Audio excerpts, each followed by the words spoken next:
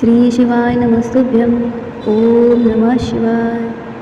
सदाचार, शौचाचार, स्नान, भस्मधारण, संध्यावंदन, प्रणव जप, गायत्री जप, दान, न्यायतः धनोपार्जन तथा अग्निहोत्र आदि की विधि एवं महिमा का वर्णन। ऋषियों ने कहा, सूत जी, अब आप शीघ्र ही हमें वह सदाचार सुनाइए जिस विद्वान पुरुष पुण्य लोकों पर विजय पाता है। स्वर्ग प्रदान करने वाले धर्ममय आचार तथा नरक का कष्ट देने वाले अधर्ममय आचारों का भी वर्णन कीजिए। सूत जी बोले, सदाचार का पालन करने वाला विद्वान ब्राह्मण ही वास्तव में ब्राह्मण नाम धारण करने का अधिकारी है। जो केवल वेदोक्त आचार का पालन करने वाला एवं वेद का अभ्यासी है, उस ब्राह्मण की भी प्रसंज्ञा होती है। सदाचार, वेदाचार तथा विद्या, इनमें से एक एक गुण से ही युक्त होने पर उसे द्विज कहते हैं, जिसमें स्वल्प मात्रा में ही आचार का पालन देखा जाता है, जिससे वेद अध्ययन भी बहुत कम किया है तथा जो राजा का सेवक, पुरोहित, मंत्री आदि है उसे क्षत्रिय ब्राह्मण कहते हैं। जो ब्राह्मण कृषि तथा वाणिज्य कर्म करने वाला है और कुछ कुछ ब्राह्मणोचित आचार का भी पालन करता है, वह वैश्य ब्राह्मण है तथा जो स्वयं ही खेत जोतता, हल चलाता है, उसे शूद्र ब्राह्मण कहा जाता है। जो दूसरों के दोष देखने वाला और परद्रोही है, उसे चांडाल द्विज कहते हैं। इसी तरह क्षत्रियों में भी जो पृथ्वी का पालन करता है, वह राजा है। दूसरे लोग राजत्वहीन क्षत्रिय माने गए हैं। वैश्यों में भी जो धान्य आदि वस्तुओं का क्रय विक्रय करता है, वह वैश्य कहलाता है। दूसरों को वणिक कहते हैं। जो ब्राह्मणों, क्षत्रियों तथा वैश्यों की सेवा में लगा रहता है, वही वास्तव में क्षुद्र कहलाता है। जो शूद्र हल जोतने का काम करता है, उसे वृषल समझना चाहिए। सेवा, शिल्प और कर्षण से भी वृत्ति का आश्रय लेने वाले शूद्र दस्यु कहलाते हैं। इन सभी वर्णों के मनुष्यों को चाहिए कि वे ब्राह्म मुहूर्त में उठकर पूर्वाभिमुख हो सबसे पहले देवताओं को, फिर धर्म का, अर्थ का, उसकी प्राप्ति के लिए उठाए जाने वाले क्लेशों का तथा आय और व्यय का भी चिंतन करें। रात के पिछले पहर को उषभ काल जानना चाहिए। उस अंतिम पहर का जो आधा या मध्य भाग है, उसे संधि कहते हैं। उस संधि काल में उठकर द्विज को मलमूत्र आदि का त्याग करना चाहिए। घर से दूर जाकर बाहर से अपने शरीर को ढके रहकर दिन में उत्तराभिमुख बैठकर मलमूत्र का त्याग करें। यदि उत्तराभिमुख बैठने में कोई रुकावट हो तो दूसरी दिशा की ओर मुख करके बैठे। जल, अग्नि, ब्राह्मण आदि तथा देवताओं का सामना बचाकर बैठे। मल त्याग करने उठने पर फिर उस मल को न देखे। तदनंतर जलाशय से बाहर निकाले हुए जल से ही गुदा की शुद्धि करे, अथवा देवताओं, पितरों तथा ऋषियों के तीर्थों में उतरे बिना ही प्राप्त हुए जल से शुद्धि करनी चाहिए। गुदा में 7, 5 या 3 बार मिट्टी लगाकर उसे धोकर शुद्ध करे। लिंग में ककोड़े के फल के बराबर मिट्टी लेकर लगाए और उसे धो दे, परंतु गुदा में लगाने के लिए एक पसर मिट्टी की आवश्यकता होती है। लिंग और गुदा की शुद्धि के पश्चात उठकर अन्यत्र जाए और हाथ पैरों की शुद्धि करके 8 बार कुल्ला करे। जिस किसी वृक्ष के पत्ते से अथवा उसके पतले काष्ठ से जल के बाहर तदुअन करना चाहिए, उस समय तर्जनी अंगुली का उपयोग न करें। यह दंत शुद्धि का विधान बताया गया है। तदनंतर जल संबंधी देवताओं को नमस्कार करके मंत्रपाठ करते हुए जलाशय में स्नान करें। यदि कंठ तक या कमर तक पानी में खड़े होने की शक्ति न हो तो घुटने तक जल में खड़ा हो अपने ऊपर जल छिड़ककर मंत्रोच्चारण पूर्वक स्नान कार्य संपन्न करे। विद्वान पुरुषों को चाहिए कि वहाँ तीर्थ जल से देवता आदि का स्नानांग तर्पण भी करे। इसके बाद धोत वस्त्र लेकर 5 कच्छ करके उसे धारण करें। साथ ही कोई उत्तरीय भी धारण कर ले, क्योंकि संध्या वंदन आदि सभी कर्मों में उसकी आवश्यकता होती है।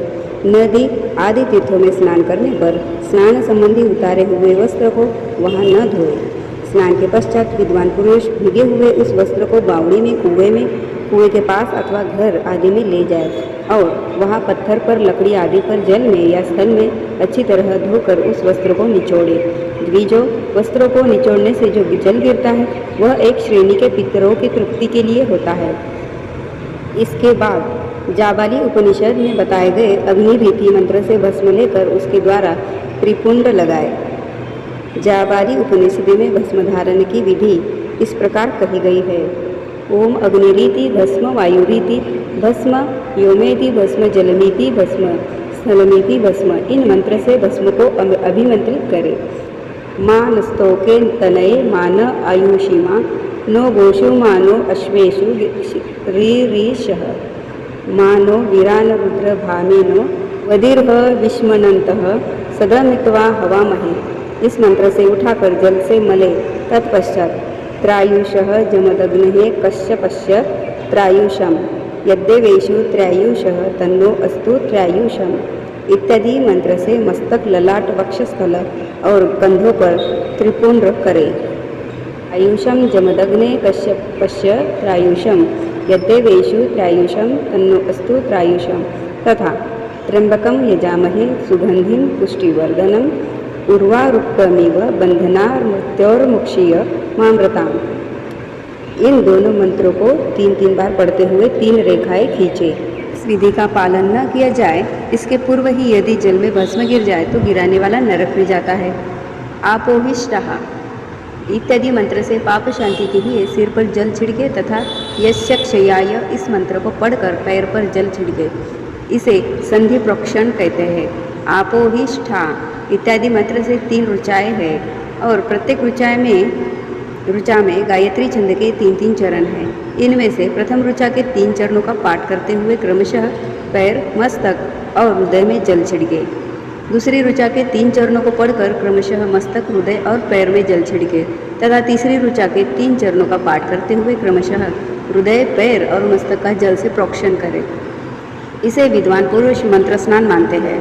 किसी अपवित्र वस्तु से किंचित स्पर्श हो जाने पर, अपना स्वास्थ्य ठीक न रहने पर, राजा और राष्ट्र पर भय उपस्थित होने पर तथा यात्रा काल में जल की उपलब्धि न होने की विवशता आ जाने पर मंत्र स्नान करना चाहिए।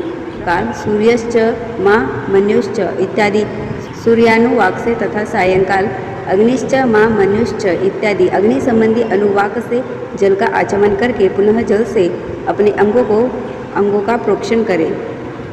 मध्याह्न काल में भी आप पुनंतु इस मंत्र से आचमन करके पूर्ववत प्रोक्षण या मार्जन करना चाहिए। प्रातःकाल की संध्योपासना में गायत्री मंत्र का जप करके 3 बार ऊपर की ओर सूर्य देवता को अर्घ्य देनी चाहिए। ब्राह्मणों मध्याह्न काल में गायत्री मंत्र के उच्चारण पूर्वक सूर्य को एक ही अर्घ्य देना चाहिए। फिर सायंकाल आने पर पश्चिम की ओर मुख करके बैठ जाए और पृथ्वी पर ही सूर्य के लिए अर्घ्य दे, ऊपर की ओर नहीं। प्रातःकाल और मध्याह्न के समय अंजलि में अर्घ्य जल लेकर अंगुलियों की ओर से सूर्यदेव के लिए अर्घ्य दे। फिर अंगुलियों के छिद्र से ढलते हुए सूर्य को देखे तथा उनके लिए स्वतः प्रदक्षिणा करके शुद्ध आचमन करे। सायंकाल में सूर्यास्त से 2 घड़ी पहले ही की हुई संध्या निष्फल होती है, क्योंकि वह सायं संध्या का समय नहीं है। ठीक समय पर संध्या करनी चाहिए, ऐसी शास्त्र की आज्ञा है। यदि संध्योपासना किए बिना दिन बीत जाए तो प्रत्येक समय के लिए क्रमशः प्रायश्चित्त करना चाहिए। यदि एक दिन बीते तो प्रत्येक बीते हुए संध्याकाल के लिए नित्य नियम के अतिरिक्त 100 गायत्री मंत्र का अधिक जप करें। यदि नित्य कर्म के लुप्त हुए 10 दिन से अधिक बीत जाए तो उसके प्रायश्चित्त रूप में 1 लाख गायत्री का जप करना चाहिए। यदि 1 मास तक नित्य कर्म छूट जाए तो पुनः अपना उपनयन संस्कार कराए। अर्ध सिद्धि के लिए ईश, गौरी, कार्तिकेय, विष्णु, ब्रह्मा, चंद्रमा और यम का तथा ऐसे ही अन्य देवताओं का भी शुद्ध जल से तर्पण करें। फिर तर्पण कर्म को ब्रह्मार्पण करके शुद्ध आचमन करें। तीर्थ के दक्षिण प्रशस्त मठ में, मंत्रालय में, देवालय में, घर में अथवा अन्य किसी नियत स्थान में आसन पर स्थिरतापूर्वक बैठकर विद्वान पुरुष अपनी बुद्धि को स्थिर करे और संपूर्ण देवताओं को नमस्कार करके पहले प्रणव का जप करने के पश्चात गायत्री मंत्र की आवृत्ति करे।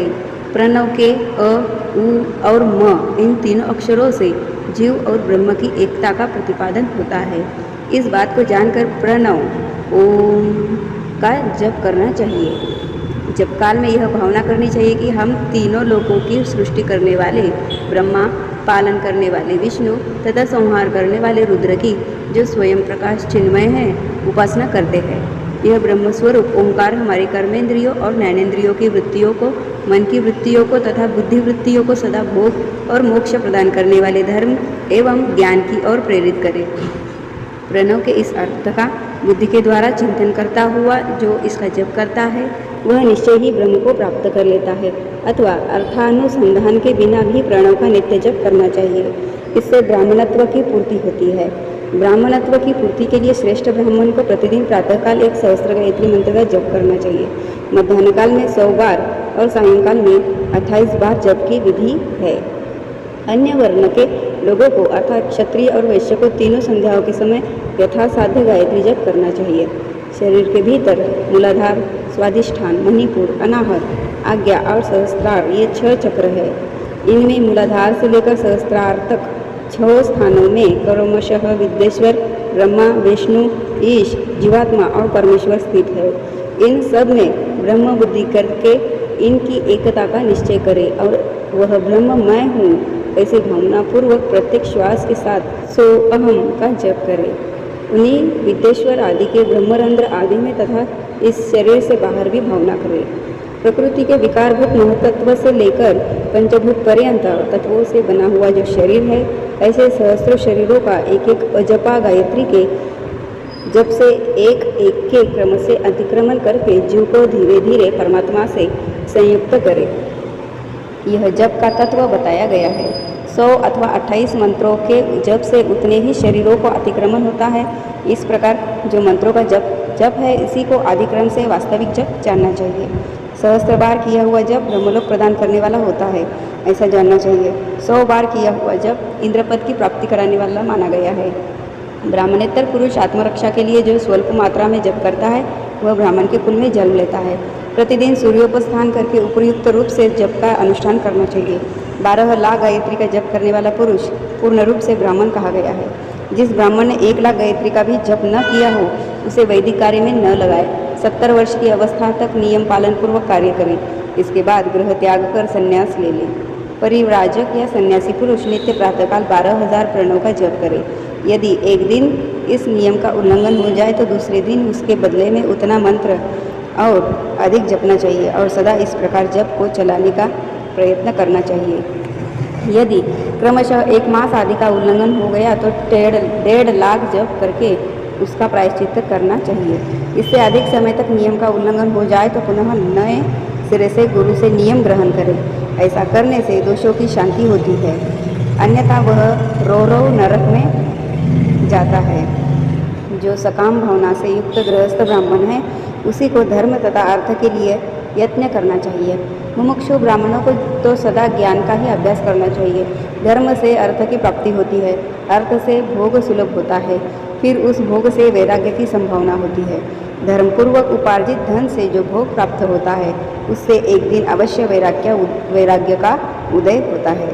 धर्म के विपरीत अधर्म से उपार्जित हुए धन के द्वारा जो भोग प्राप्त होता है, उससे भोगों के प्रति आसक्ति उत्पन्न होती है। मनुष्य धर्म से धन पाता है, तपस्या से उसे दिव्य रूप की प्राप्ति होती है। कामनाओं का त्याग करने वाले पुरुष के अंतःकरण की शुद्धि होती है, उस शुद्धि से ज्ञान का उदय होता है, इसमें संशय नहीं है। सत्ययुग आदि में तप को ही प्रशस्त कहा गया है, किंतु कलयुग में द्रव्य साध्य धर्म, दान आदि अच्छा माना गया है। सत्ययुग में ध्यान से, त्रेता में तपस्या से और द्वापार में यज्ञ करने से ज्ञान की सिद्धि होती है, परंतु कलयुग में प्रतिमा भगव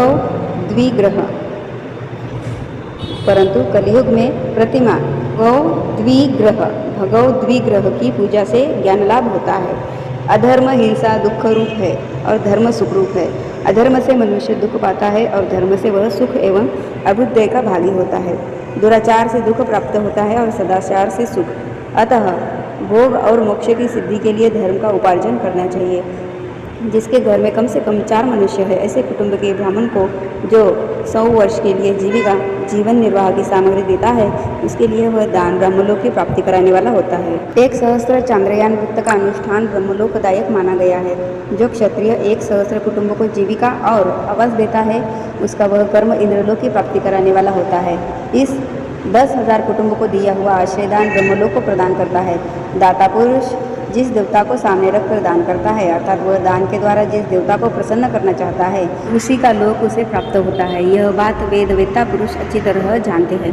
धनहीन पुरुष सदा तपस्या का उपार्जन करे, क्योंकि तपस्या और तीर्थ सेवन से अक्षय सुख पाकर मनुष्य उसका उपभोग करता है। अब मैं न्यायतः धन के उपार्जन की विधि बता रहा हूँ। ब्राह्मण को चाहिए कि वह सदा सावधान रहकर विशुद्ध प्रतिग्रह, दान ग्रहण तथा याजन यज्ञ कराने आदि से धन का अर्जन करे। वह इसके लिए कहीं दीनता न दिखाए और न अत्यंत क्लेशदायक कर्म ही करे। क्षत्रिय बाहुबल से धन का उपार्जन करे और वैश्य कृषि एवं गो रक्षा से न्यायोपार्जित धन का दान करने से अता को ज्ञान की सिद्धि प्राप्त होती है। ज्ञान सिद्धि द्वारा सब पुरुषों को गुरु कृपा मोक्ष सिद्धि सुलभ होती है। मोक्ष से स्वरूप की सिद्धि ब्रह्मरूप से स्थिति प्राप्त होती है, जिससे मुक्त पुरुष परमानंद का अनुभव करता है। गृहस्थ पुरुष को चाहिए कि वह धन धान्य आदि सब वस्तुओं का दान करे। वह तृषा निवृत्ति के लिए जल तथा क्षुधारूपी रोग की शांति के लिए सदा अन्न का दान करे। खेत धान्य कच्चा अन्न तथा भक्ष्य भोज्य लेह्य और चौष्य ये 4 प्रकार के सिद्ध अन्नदान करने चाहिए, जिसके अन्न को खाकर मनुष्य जब तक कथा श्रवण आदि सद्धर्म का पालन करता है उतने समय तक उसके लिए हुए पुण्य फल का आधा भाग दाता को मिल जाता है। इसमें संशय नहीं है। दान लेने वाला पुरुष दान में प्राप्त हुई वस्तु का दान तथा तपस्या करके अपने प्रतिग्रह जनित पाप की शुद्धि कर ले, अन्यथा उसे गौरव नरक में गिरना पड़ता है। अपने धन के 3 भाग करें। एक भाग धर्म के लिए, दूसरा भाग वृद्धि के लिए और तीसरा भाग अपने उपभोग के लिए। नित्य नैमित्तिक और काम्य ये तीनों प्रकार के कर्म धर्मार्थ रखे हुए धन से करें। साधकों को चाहिए कि वह बुद्धि के लिए रखे हुए धन से ऐसा व्यापार करे जिससे उस धन की वृद्धि हो तथा उपभोग के लिए रक्षित धन से हितकारक परिमित एवं पवित्र भोग होगे। खेती से पैदा किए हुए धन का 10वां अंश दान कर दे, इससे पाप की शुद्धि होती है। शेष धन से धर्म वृद्धि एवं उपभोग करे, अन्यथा वह रो नरक में पड़ता है, अथवा उसकी बुद्धि पापपूर्ण हो जाती है या खेती ही चौपट हो जाती है। वृद्धि के लिए किए गए व्यापार में प्राप्त हुए धन का 6वां भाग दान कर देने योग्य है। बुद्धिमान पुरुष अवश्य उसका दान करते। विद्वान को चाहिए कि वह दूसरों के दोषों का बखान न करे। ब्राह्मणों दोषवश दूसरों के सुने या देखे हुए छिद्र को भी प्रकट न करे। विद्वान पुरुष ऐसी बात न कहे जो समस्त प्राणियों के हृदय में रोष पैदा करने वाली हो। ऐश्वर्य की सिद्धि के लिए दोनों संध्याओं के समय अग्निहोत्र कर्म अवश्य है। जो दोनों समय अग्निहोत्र करने में असमर्थ हो वह एक ही समय सूर्य और अग्नि को विधिपूर्वक दी हुई आहुति से संतुष्ट करे। चावल धान्य घी फल कंद तथा हविष्य इनके द्वारा विधिपूर्वक स्थाली पाक बनाए तथा यथोचित रीति से सूर्य और अग्नि को अर्पित करे। यदि हविष्य का अभाव हो तो प्रधान होम मात्र करे। सदा सुरक्षित रहने वाली अग्नि को विद्वान पुरुष अजस्त्र की संज्ञा देते हैं, अथवा संध्याकाल में जप मात्र या सूर्य की वंदना मात्र कर ले। आत्मा ज्ञान की इच्छा वाले तथा धनार्थी पुरुषों को भी इस प्रकार विधिवत उपासना करनी चाहिए। जो सदा ब्रह्म यज्ञ में तत्पर होते हैं, देवताओं की पूजा में लगे रहते हैं, नित्य अग्नि पूजा एवं गुरु पूजा में अनुरक्त होते हैं तथा ब्राह्मणों को तृप्त किया करते हैं, वे सब लोग स्वर्गलोक के भागी होते हैं।